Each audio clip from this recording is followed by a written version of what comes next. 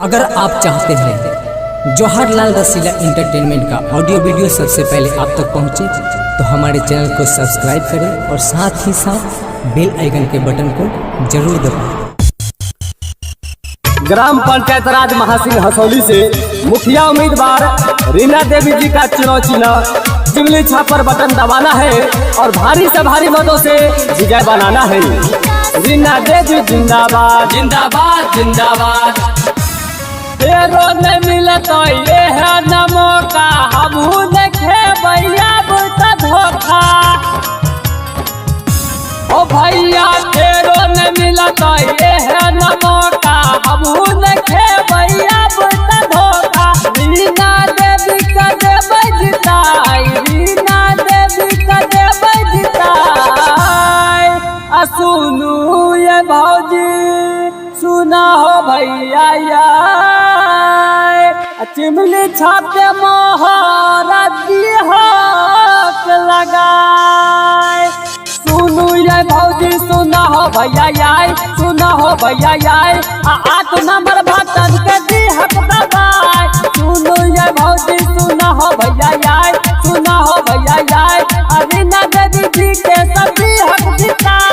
रीना देवी जिंदाबाद जिंदाबाद जिंदाबाद। रीना देवी जिंदाबाद जिंदाबाद जिंदाबाद। जीतेगी भाई जीतेगी, रीना देवी जीतेगी, जीतेगी भाई जीतेगी, रीना देवी जीतेगी। हमारा मुखिया कैसा हो, रीना देवी जैसा हो। महासिंह हसौली दर्जिया के एते हो भैया विकास, ओकरे पे लागल छे आस, सबटा के छै विश्वास।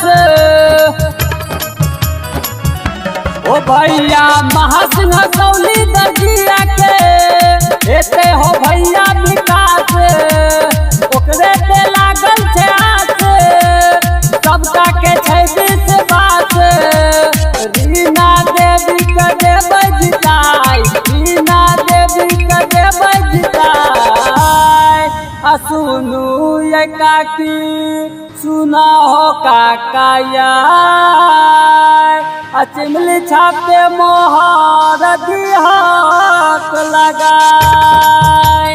सुनू ये काकी सुना हो काकाया सुना हो काकाया 8 नंबर बटन के दिहक दबाए। सुनू ये काकी सुना हो काकाया सुना हो काकाया रीना देवी जी के सभी हक जिताए। जीतेगी भाई जीतेगी, रीना देवी जीतेगी, जीतेगी भाई जीतेगी, रीना देवी जीतेगी। हमारा मुखिया कैसा हो, रीना देवी जैसा हो। हमारा मुखिया कैसा हो, रीना देवी जैसा हो। बाबू भैया हो काका तेरो नहीं मिलता हो मौका, सब मिलके हो याबू नहीं खाई हक धोखा। ओ भैया बाबू भैया हो काका तेरो नहीं मिलता हो मौका, सब मिलके हो याबू नहीं खाई हक धोखा। रीना देवी के देव जिताई, रीना देवी के देव जिताई। गायक जवाहर कहै छया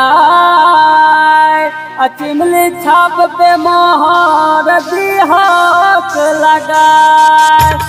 गायक जवाहर कहै छया ओ कहै छया 8 नंबर बटन के दिहक दबाए।